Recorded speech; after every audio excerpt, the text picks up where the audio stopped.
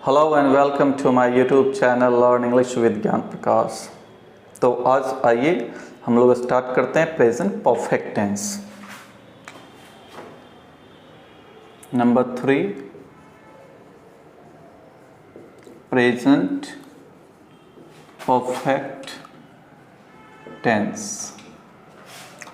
याद रखिएगा आप लोग कि प्रेजेंट परफेक्ट टेंस जो होते हैं वो किस चीज़ को इंडिकेट करते हैं। तो प्रेजेंट परफेक्ट टेंस के जो सेंटेंसेज होते हैं वो ये बताने के लिए प्रयोग किए जाते हैं कि कोई भी काम अभी अभी थोड़ी देर पहले ख़त्म हुआ है। तो अगर इन चीज़ों को इंडिकेट करना हो तो उसके लिए हमें प्रेजेंट परफेक्ट टेंस का प्रयोग करना होता है। इसको पहचानते कैसे हैं? तो इसका जो आइडेंटिफिकेशन होता है, आइडेंटिफिकेशन यानी कि पहचान कैसे कर पाते हैं, तो उसके लिए जो बेसिक तरीका है कि क्रिया के अंत में आ है, ई है, ए हैं, ए हो, आ हूँ, अथवा, चुका है, चुकी है, चुके हैं, चुके हो इत्यादि लगा रहे।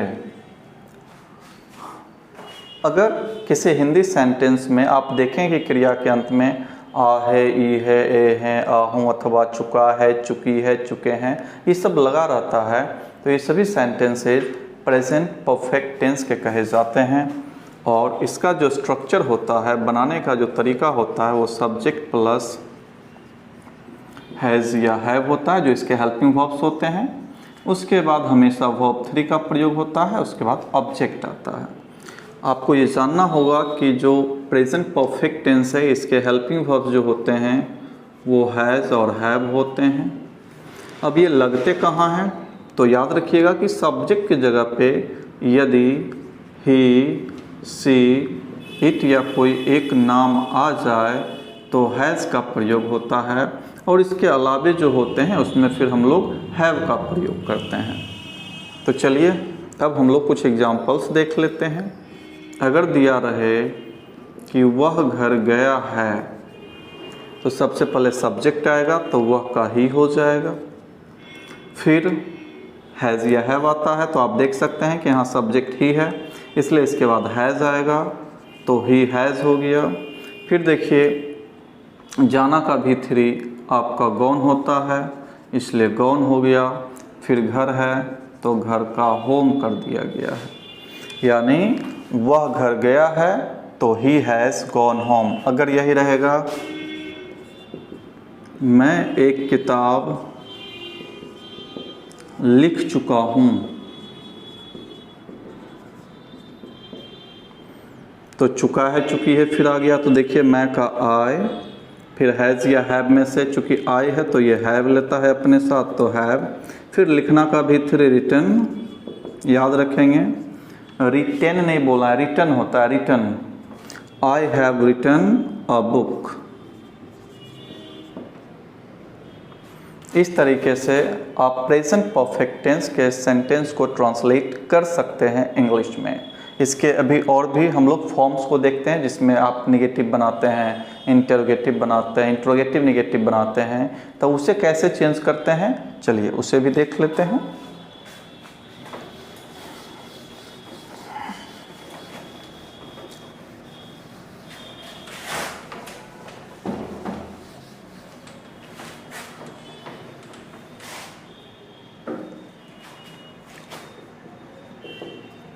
अब यदि नंबर ए में है कि वह घर गया है, तो इसका तो अभी हमने चर्चा किया कि चूंकि ये अफर्मेटिव सकारात्मक वाक्य है, तो जो सिंपल स्ट्रक्चर है उसी से बनेगा, तो वह है तो इसका ही हो जाएगा। फिर हैज़ या हैव हेल्पिंग वर्ब्स के रूप में आते हैं, तो हैज़ आ जाएगा। उसके बाद भी 3 हमेशा आता है, तो जाना का भी 3 कौन होता है। फिर आपका घर है तो फिर यहाँ पे होम हो गया। याद रखेंगे कि जब हाउस देंगे तो टू लगाना होगा। नंबर बी अब देखते हैं, वह घर गया है, इसका निगेटिव बनाते हैं, नकारात्मक वाक्य, तो ये हो जाएगा वह घर नहीं गया है। तो जब निगेटिव सेंटेंस बनाते हैं, सिर्फ निगेटिव है, ये इंटरोगेटिव नहीं है, तो सिर्फ निगेटिव बनाते हैं तो नॉट का प्रयोग ठीक हेल्पिंग वर्ब के बाद या हेल्पिंग वर्ब के साथ लगाते हैं।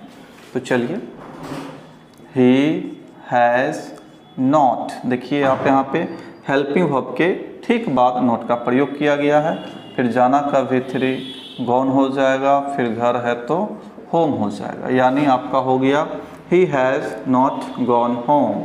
आप चाहें तो इसे हैज़ंट भी कर सकते थे, हैज़ नॉट को मिला करके हैज़ंट, यानी ही हैज़ंट गॉन होम।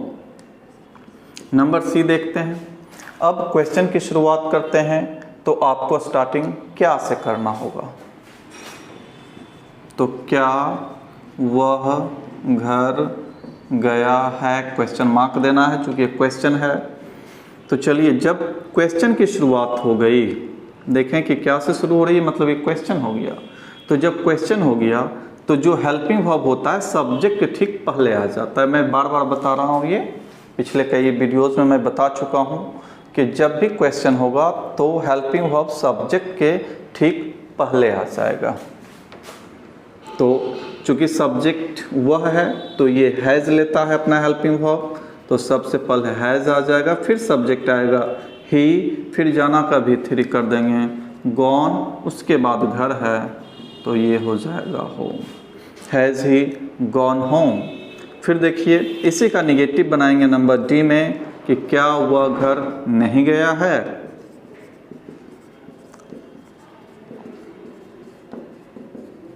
क्या वह घर नहीं गया है, तो सिर्फ और सिर्फ ये जो सेंटेंस आप बनाए हैं इसको निगेटिव करना है। तो निगेटिव करने के लिए या तो हेल्पिंग वर्ब के साथ नोट लगा दीजिए तो हैज़ंट हो जाएगा, या सब्जेक्ट के बाद नोट लगा दीजिए तो has he not gone home हो जाएगा। तो चलिए बनाते हैं इसको एक बार साथ करके। तो हैज़ंट, फिर सब्जेक्ट ही, जाना का V3 गॉन, घर का होम। इसी को आप दूसरे तरीके से कर सकते हैं कि जो नोट है इसको ठीक सब्जेक्ट के बाद कर सकते हैं। तो हैज़ ही नॉट, फिर गॉन होम। इन दो तरीके से आप इंटरोगेटिव निगेटिव सेंटेंस को बना सकते हैं। चलिए नंबर ई में देख लेते हैं। अब क्यों, कब, कैसे, कहाँ लगाया जाता है, ये लगा करके फिर नंबर 5 का क्वेश्चन बनाते हैं। तो चलिए, मेन सेंटेंस है वह घर गया है, इसमें फिर क्यों लगा देते हैं तो बन जाएगा वह घर क्यों गया है।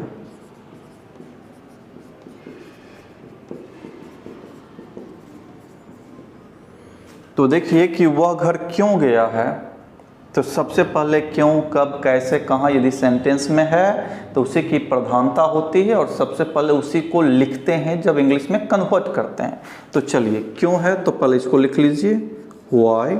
अब मैं बार बार बता रहा हूँ कि जब भी क्वेश्चन होगा तो पहले हेल्पिंग वर्ब आएगा तब सब्जेक्ट आएगा। देख लीजिए, यहाँ से क्वेश्चन की शुरुआत हुई है, पहले हेल्पिंग वर्ब तब सब्जेक्ट, पहले हेल्पिंग वर्ब तब सब्जेक्ट, पहले हेल्पिंग वर्ब तब सब्जेक्ट। यहाँ भी वही होगा, ऐसा नहीं व्हाई के बाद ही कर देंगे तो गलत हो जाएगा ये। तो व्हाई हैज़ ही, उसके बाद फिर V3 आपका आ जाएगा गॉन होम।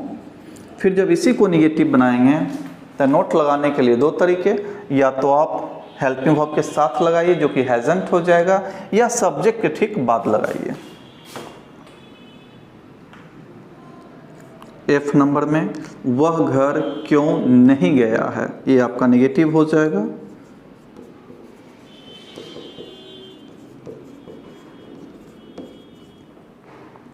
तो चलिए अब इसको देखते हैं। व्हाई, चूंकि क्यों है तो सबसे पहले वो आएगा चूंकि उसकी प्रधानता होती है। अब हेल्पिंग वर्ब से शुरुआत होगी, तो व्हाई हैज़ंट करके, चूंकि निगेटिव है तो आप हेल्पिंग वर्ब के साथ लगा सकते हैं कॉन्ट्रैक्टेड फॉर्म में, तो हैज़ंट हो जाएगा।